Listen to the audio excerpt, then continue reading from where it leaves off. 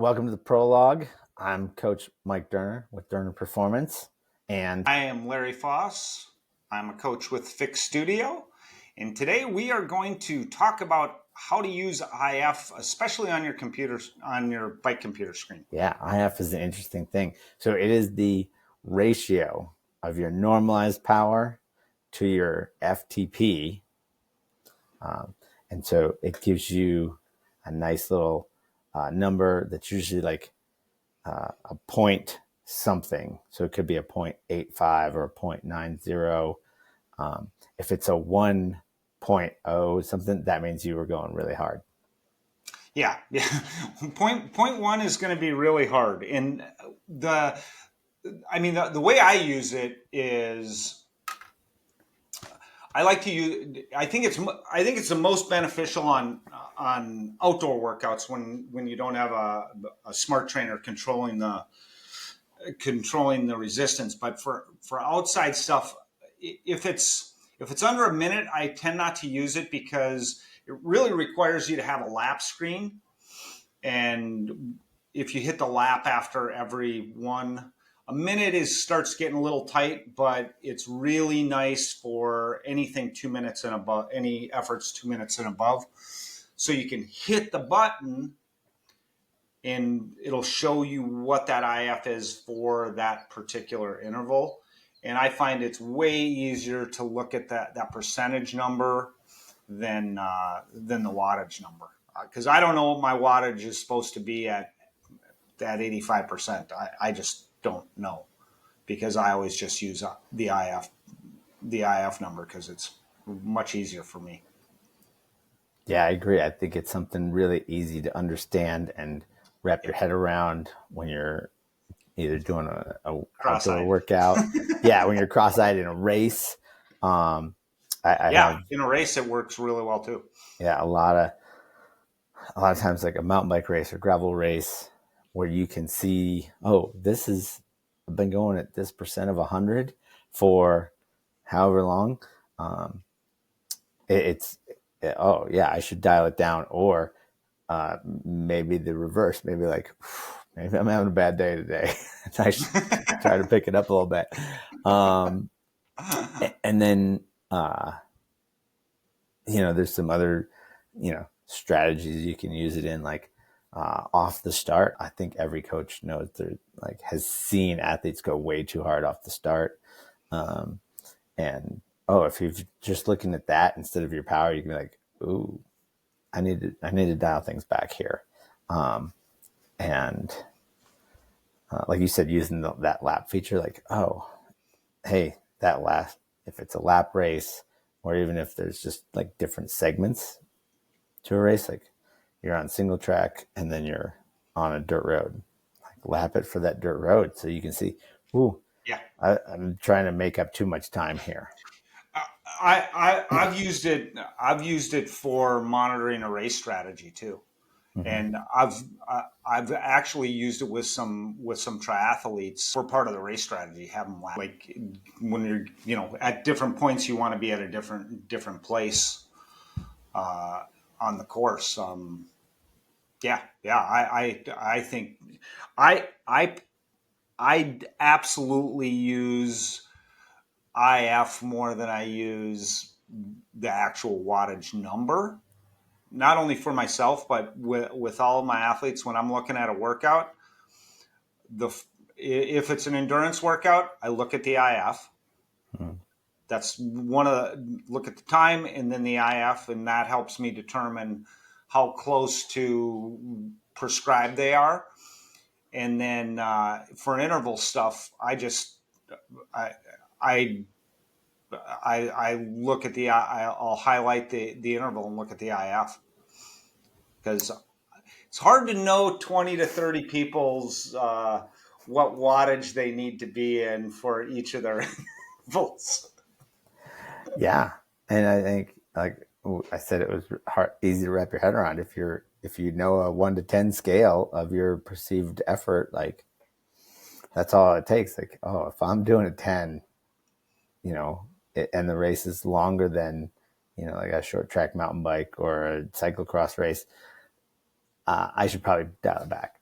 if I'm doing an ultra distance race and all of a sudden I'm seeing eights, I should dial it back to, at the most sevens. and and yeah, like you said, pacing. A lot of people ask for, hey, what should my power be? And I'm like, I don't know what your power should be, because I can see a map of the course. Maybe I can see an elevation profile of the course, but I don't know what you might have to do from a strategy standpoint, or what the terrain is going to be like. And Yeah. if it rains, is that going to change the soil if you're off road? If you're doing an Ironman, is that like, oh, maybe I don't know a lot of Ironmans, but I know Hawaii, and basically you're uphill most of the way out and downhill most of the way back. Yeah. So, oh yeah, you should be at like, here's an IF for your way out, and here's an IF for your way back, and Yep. and adjust a little if it's really windy. And the other nice thing that I use it for it is, if somebody's doing a criterium or a cyclocross race that's close to an hour, if they're at if after 55 minutes, if their IF is over one, we need to start checking to make sure that their threshold is going to be accurate, because theoretically you should never be able to do more than 1 hour of power at a point, or at a 1 point, even one. The second that goes over one for an hour, you know that your threshold needs to be readjusted too. I just think it's I think it's one of the more useful numbers that we have access to. I It agree. simplifies everything. I put a little more caveat on it, like, hey, how rested are they going into this race? And all of a sudden they can do a 1.1 for an hour, or or are they dropping down in altitude, or are they going up Yeah. in altitude? And all of a sudden they're like, oh, I can't even get to like a 0.9. Right.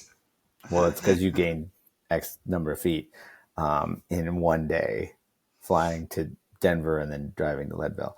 Yeah. Of course, you can't get to a 0.9. No. so, No. No. No. No. No. No. No. No. No. No. so Well, you could, but you could, but not not for for very very long. long. And you won't feel good afterwards. No. No, that recovery from that effort is going to, like, if you went over, oh my God, if you went over a one for an hour, the first hour of Leadville, I don't, I don't think you could finish. There aren't any other hours left in your Leadville. No. No, I don't think you'd make it past. I don't think you'd make the time cut, because Um, it would take you. You'd have to get off your bike and take a nap to recover yeah. from that. Mm-hmm. Yeah. Like, you wouldn't be able to eat or drink at that No, intensity. no, And so, no, no, no, no. yeah, it'd be really hard. So, um, yeah. What else do you like? Are there other things you use it for? Or? Like I said, I use it for myself on my computer. I use the lap button on my intervals, Mhm. and then for as a coach, I use it it is rare that that's not like the first or second thing that I look at on every single workout. Um, it's for sure the thing that I look at the most, between my head unit and all the files that I'm looking through on, God, I don't know about you, but I go through, Jesus, 30. I mean, I look at least 150 files a week, and you Mhm. must be at least that or more. Yeah, I don't count. It takes up Well, I it don't takes up either, brain but I'm space, just kind but of doing some quick math. But yeah, but it that's the just other piece. It's quick math for all of it's us. quick math in it. In the way I use it is, do I need to look deeper into that? It's like the reason it's so high on my checklist is because if that number's off, it gives me something. Okay, now I need to. I may need to take the next step down to dig in deeper. But that's at the top of that's at the top of the heap for me to help me decide whether I need to look deeper into the file or not, or how much deeper in the file I'm going to look. Yeah. And it's nice. Training Peaks puts it right at the top for you. So like, bam, there it is. And then you can be like, let's look deeper. Or, hey, all right, I think that's all right. Yeah. Yeah, I like it. I even use it for when I prescribe recovery rides because, hey, maybe they went the right amount of time and maybe the TSS lines up. But if you did a couple of the stop sign sprints to get out, like from a dead Yep. stop on your recovery ride, that is going to show me that you did more than you should have. Yes. Yes. And I think for most amateur bike racers, bike enthusiasts, I think that recovery rides are one of the hardest workouts to nail. Like I have more people that struggle with those than I have that struggle with threshold workouts. I think it's I don't know this for sure, but Americans in general can wrap their head around a 60-minute Rocky montage and go hard. Like, oh yeah, I'm doing the work. But conceptually, that moving and doing something other than laying on the couch is is important to recovery. Um, is I think is a very difficult thing for a lot of them. Yeah. I'm just gonna generalize and say North Americans. Especially North American. I being a male, I would say that North American males probably struggle with it as much or more than anybody. Yes. Um, I've always struggled with them. I know how useful they are, but man, someone comes by me just a little bit quicker, they can pull. It takes a lot of discipline for me to not chase after that squirrel.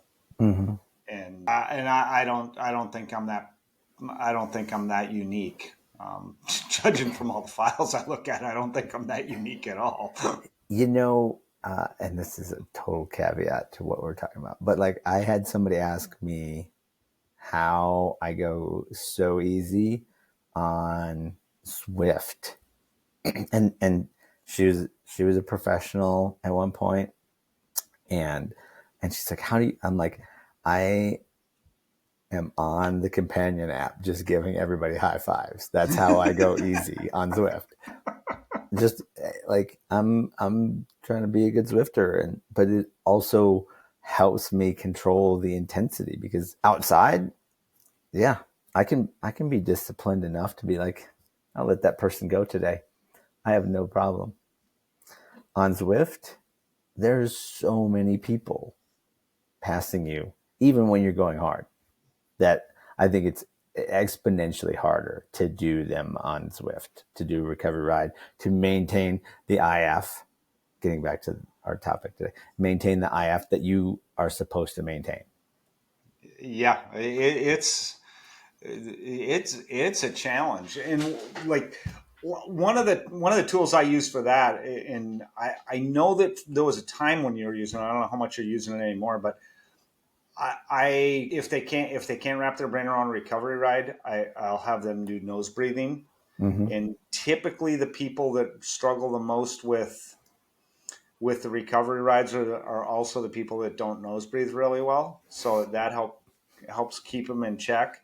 Mm-hmm. But as you know, if you're doing a lot of if you're really practicing nasal breathing, I also have guys that I've seen an IF of 0.85 where they're nose breathing the whole time for an hour. Yep. Yeah. So you got to keep an eye on it. But it's another good tool to be able to at least somewhat keep them in order is the nose breathing. Yeah. I think, and then just, hey, watch your own IF on your rides. And like, you know, That's one thing I kind of wish. I don't know that does Training Peaks like calculate it when you build a workout. Let me see. Your IF? Yeah. Yep. Okay. Yep. Cool. Yeah. So look at it beforehand. Yes. Try to Yeah. stay close to it if you can. Yes. Yes. Yes. So Yes. Yes. Yes.